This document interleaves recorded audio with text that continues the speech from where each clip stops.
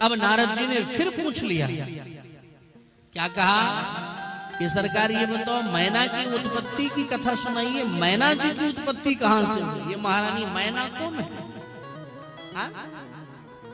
और मैना कौन है? और मैना के साथ में ही महाराज हिमांचल का विवाह क्यों हुआ? इसका कारण क्या है? ब्रह्मा जी बोल पड़े कि देखो नारद जी, महाराज दक्ष की 60 कन्याएं थी। कितनी? महाराज दक्ष की कितनी कन्याएं? 60 कन्याएं थी, जिनमें एक का नाम था स्वधा। क्या नाम था? स्वधा। तो जो स्वधा देवी जी थी,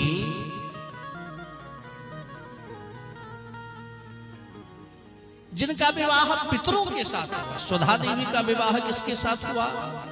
पितरों के साथ हुआ। और जब उनके यहाँ इनका विवाह हुआ तो 3 बेटियां जन्म ली। क्या नाम पड़ा तीनों का? एक का नाम मैना, दूसरे का नाम धन्या और तीसरे का नाम कलावती। लेकिन ये तीनों कन्याएं बड़ी ही तपस्वी थी महाराज। इनका नाम लेने मात्र से जीव की सभी कामनाएं पूर्ण हो जाती हैं। मैना, धन्यावती और मैना, धन्यावती और कलावती, ये तीनों बड़ी ही पुण्यात्मा हैं। इनका नाम स्मरण कर लो तो कल्याण हो।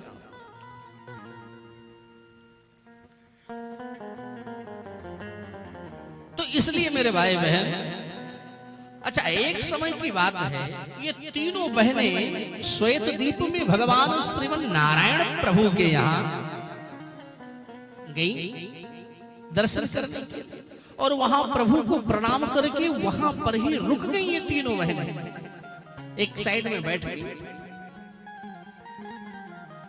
और वहां एक बहुत बड़ा समाज एकत्रित था। उसी अवसर पर उसी समय भगवान नारायण का दर्शन करने के लिए सनकादिक ऋषि भी वहां पर आ गए। सनक, सनंदन, सनातन, सनत कुमार। तो इनको देख करके सब अपने अपने स्थान से खड़े होकर के प्रणाम किया और बड़ा सम्मान किया। लेकिन ये तीनों बहनें खड़ी नहीं।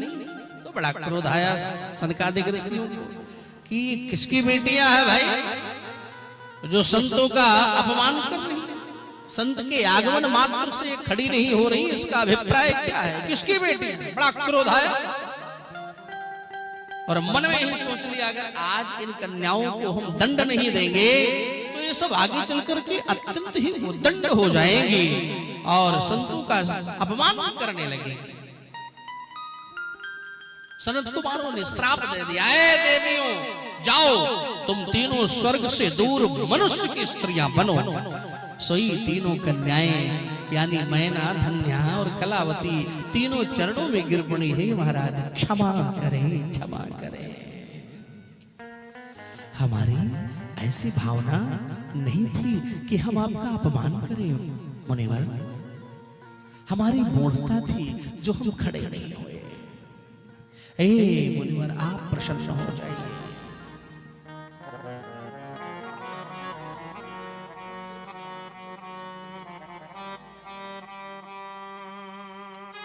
हम खड़े नहीं हुए, इसके लिए आप हमें क्षमा करें, प्रसन्न हो जाए महाराज।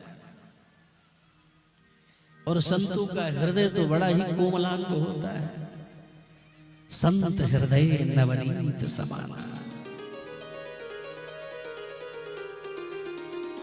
और जब इस प्रकार से गिड़गिड़ाने लगी तीनों कन्याएं, तो संत कुमार ने आशीर्वाद दिया कि जाओ देवी, अब मेरा श्राप तो मिथ्या नहीं हो सकता। आपको तो मनुष्य की स्त्रियां बनना ही पड़ेगा, लेकिन उसमें थोड़ा संशोधन किए दे रहे हैं। क्या? कि तुम मनुष्य की स्त्रियां तो जरूर बनोगी, लेकिन मैना से कहा कि तुम्हारा नाम मैना है तो तुम्हारा विवाह होगा, पर्वतराज हिमांचल की पत्नी बनोगी। लेकिन हे देवी, तुम्हारे घर में साक्षात जगदम्बा अवतार लेकर के आएंगी और भगवान शंकर तुम्हारे दामाद बनेंगे। इससे बड़ा सौभाग्य और क्या हो सकता है मेरे भाई बहन। तो इस प्रकार से मैना का विवाह पर्वतराज हिमांचल के साथ हुआ और वही हुआ जैसा निवेदन किया गया। और बोल पड़े मेनस्ता मैनायस्तनया देवी पार्वती जगदम्बिका भविष्यति प्रिया शंभो तपः कृत्वा सुतु।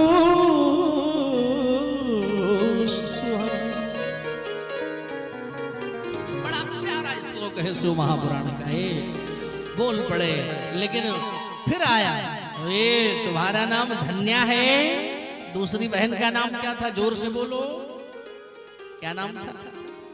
पहला का नाम मैना, जिसका विवाह किसके साथ? महाराज हिमांचल के साथ। और दूसरे का नाम क्या था? धन्या।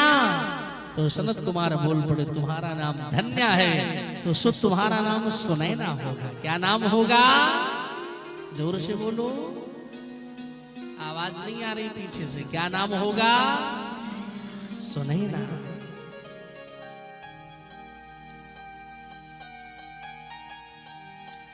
बड़े सुंदर भाव से ए सुनैना देवी तुम्हारा विवाह शीरध्वज महाराज जनक से होगा।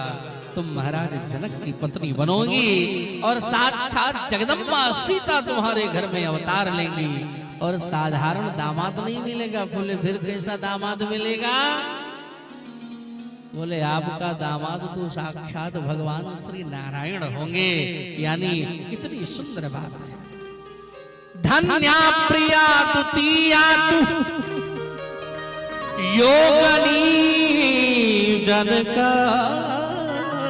च तस्याः कन्या महालक्ष्मी नामनः सीता भविष्यति। इतना सुंदर आशीर्वाद दिया। और बताइए महारानी सुनैना जिनकी बेटी महारानी सीता और राम जी दामाद बनकर आए। और आप लोग कितनी गालियां सुनाए हो राम जी को, सो मैं जानता हूं। पहुनवा रे देव चुन चुन के गाली।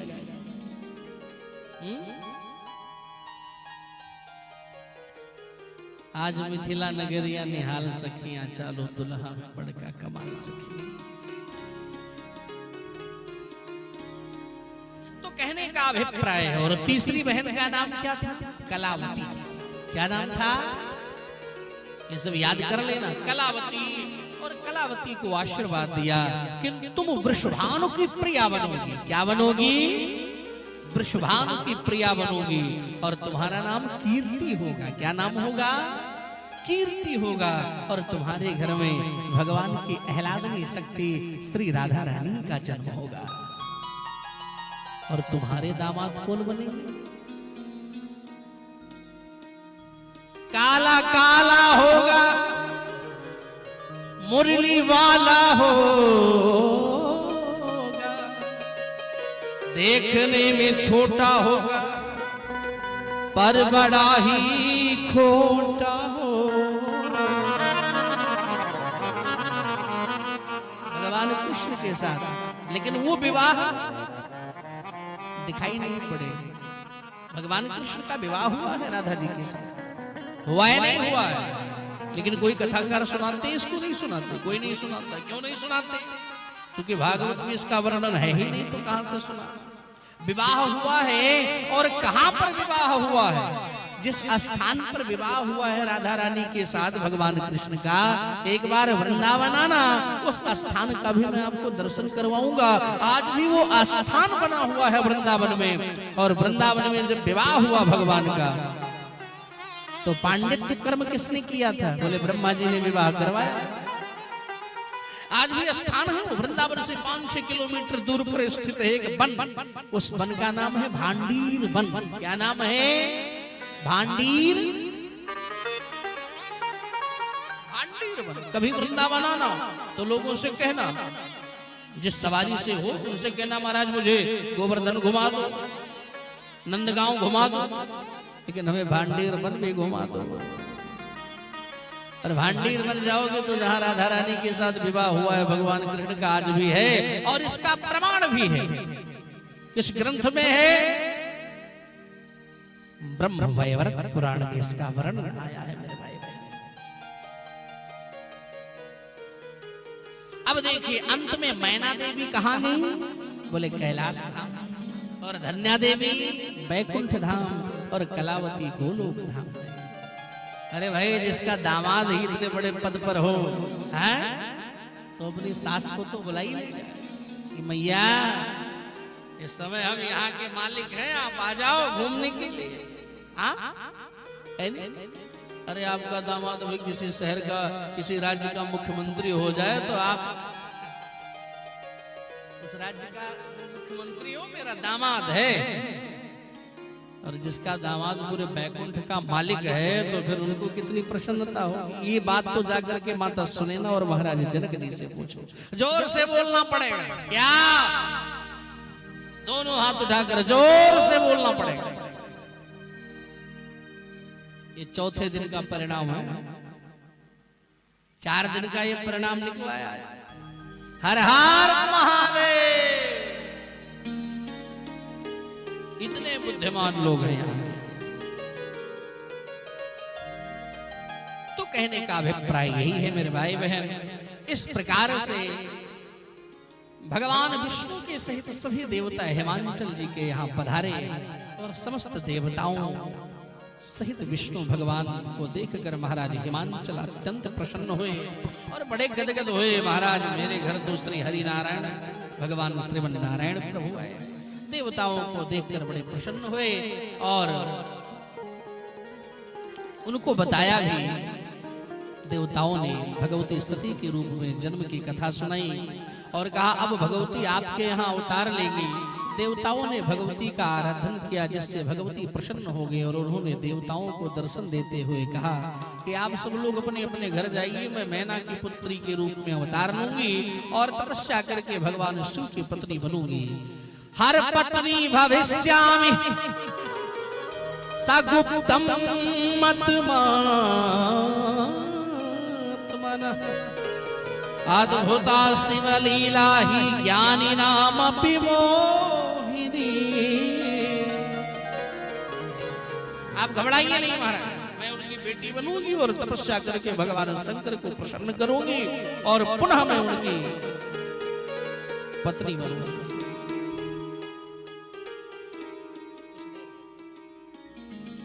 तो इसलिए निवेदन किया और इधर देवता सब अपने अपने घर गए। तदंतर में हिमांचल तथा मैना ने अत्यंत कठोर तपस्या किया। हिमांचल और मैना ने 27 वर्ष तक भगवती की आराधना किया। भगवती प्रकट हो गई। मैना भगवती की स्तुति करना चाहती हैं। भगवती ने मैना को हृदय से लगा लिया। मैना मैया को महाज्ञान की प्राप्ति हुई और मैना ने भगवती स्तुति की। महामाया जगद्धात्री चंडिकाम लोकधारिणी प्रणमामि महादेवी सर्व कामार्थदायिनी। वरदान मांगो देवी। सो मांग पड़ी। मैना मैया कहती महाराज मेरे 100 पराक्रमी पुत्र हो जाए। अच्छा, मैया ने आशीर्वाद दिया और एक कन्या हो जो दोनों कुलों को आनंदित कर दे। और फिर लास्ट में कहा आप ही मेरी बेटी बने, मैं यही चाहती हूँ और कुलों को आनंदित करें। भगवती हिमांचल के हृदय में प्रकट हुई। पश्चात उनके मुख से ज्योति के रूप में निकल करके महारानी चंडिका मैया दुर्गा मैना के नेत्र मार्ग से उनके गर्भ में जाकर के प्रविष्ट हो गए। तो मां मैना के गर्भ में आ गई। अब गर्भ की स्तुति होती है। जिस प्रकार से भगवान कृष्ण जब गर्भ में आए तो देवताओं ने स्तुति किया है। भागवत की कथा सुनोगे तो पता चलेगा। सत्यव्रतम सत्यवरम त्रिसत्यम सत्यस्य योनिं निहतं च सत्ये सत्यस्य सत्यमृत सत्यनेत्रम सत्यात्मिकां त्वां शरणं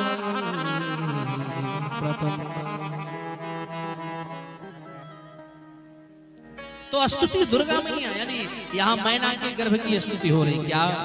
दुर्गे जय जय प्राज्ञ जगदम्ब महेश्वरी, सत्यव्रते सत्य परे त्रिसत्ये सत्य रूपिणी, सत्यस्थे सत्य सुप्रीते सत्योने च सत्यता, सत्यने वक्त्रे सत्य नेत्रे प्रपन्ना शरणं च ते।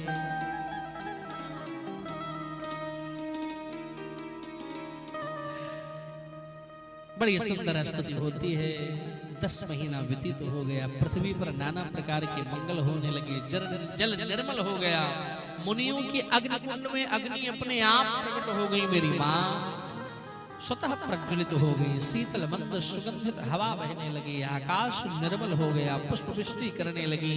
उसी समय भगवती दुर्गा रात्रि के 12 बजे मैना के सन्मुख प्रकट हो गई।